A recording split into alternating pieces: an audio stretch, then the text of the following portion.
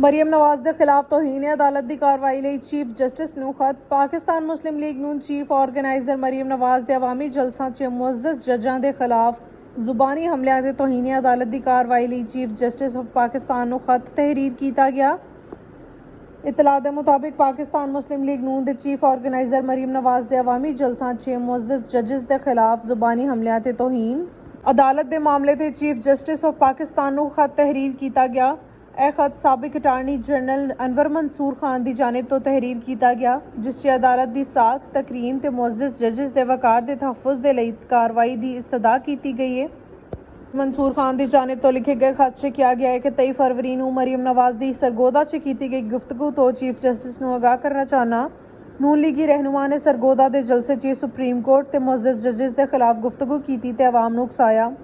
ਇਹਨਾਂ ਨੇ ਬਗੈਰ ਕਿਸੇ ਸਬੂਤ ਤੋਂ ਮੁਅੱਜ਼ਜ਼ ਜੱਜਸ ਦੇ ਖਿਲਾਫ ਤੇ ਸੁਪਰੀਮ ਕੋਰਟ ਤੇ ਇਲਜ਼ਾਮਾਤ ਲਗਾਏ।